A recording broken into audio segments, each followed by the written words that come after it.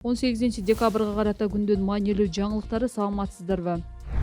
Президент Акылбек Жапаров салык түзүмүндөгү алешемдик үчүн иштен алынганын айтты. Президент Садыр Жапаров Минкабдын мурдагы төрагасы Акылбек Жапаровду салык кызматынын жетекчилери кармалганына байланыштуу иштен четтетүүгө аргасыз болгонун айтты. Ал Жогорку кеңештин 18 декабрдагы жыйынында Жапаровдун салык түзүмүндөгү мыйзамсыз аракеттерди мурдатан эле токтотуп калууга мүмкүнчүлүгү болгонун белгиледи. Анын кызматтан кетишин ашыкча саясатташтыруунун кажети жок деп ойлойм. Бирок өлкөдө бюджеттин түзүүчү салык системасындагы ор койгон терс көрүнүштөр баарыбызды кейитти. Маселен, акциз маркаларына байланышкан механизациялар ашкереленип жатат. Бул Акылбек Үсөнбековичтин түздөн түз көзөмөлүндө болчу. Салык кызматынын жетекчилеринин кармалышы боюнча окуя тергелип жаткандыктан кызыкчылыктар кагылышына жол бербөө үчүн аны кызматтан четтетүүгө мажбур болдум, деди ал. Президент министрлер тапшырмаларды ыкчам аткарган үчүн жетишкендиктер болуп жатканын айтып, мында Жапаровдун да салымы бар экенин белгиледи. Ал жаңы дайындалган өкмөт башчыны жана министрлерди таза иштөөгө чакырып, ага көзү жетпесе азыртан арызын жазып иштен кеткени оң экенин эскертти.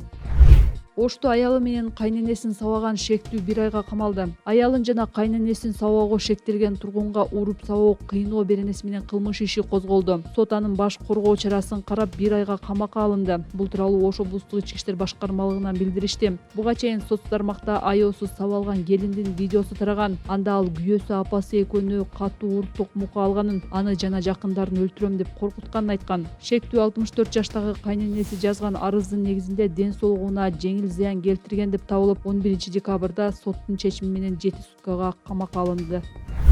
Шаардык сот Темиров Лайфтын журналисттерине чыккан өкүмдү өзгөртүүсүз калтырды. Бишкек шаардык соту Темиров Лайф жана Айт Айтдеси долбоорунун учурдагы жана мурдагы кызматкерлерине чыгарган райондук соттун өкүмүн күчүндө калтырды. Тагыраагы долбоор жетекчиси Махабат Тажыбек кызы 6 жылга, акын Азамат Ишенбеков 5 жылга соттолду. Журналисттер Актилек Капаров менен Айке Бейшекеева 3 жылдык пробациялык көзөмөлгө алынып, калгандары кылмыш курамы жок деген негизде акталды. Отурумда Махабат Тажыбек кызы баласын көз жаш менен сени таштап кетти деп ойлобо. Биз болгону сен жакшы өлкөдө өмүр сүрүшүң үчүн күрөшүп жатабыз деп кайрылды. Ал эми адвокат Ишенбековго негизсиз айып тагылып жатканын айтып, чоң апасынын жагдайына байланыштуу сот жеңилдик кылып же бошотушу керек экенин билдирди. Ишенбеков мени көрбөсө, мен чыкпасам да үнүмдү уксун деп чоң апасына арнап ыр окуду. Бул иш боюнча эксперттердин бири ооруп калганын айтып, калгандары белгисиз жагдайлар менен сот отурумуна келген жок.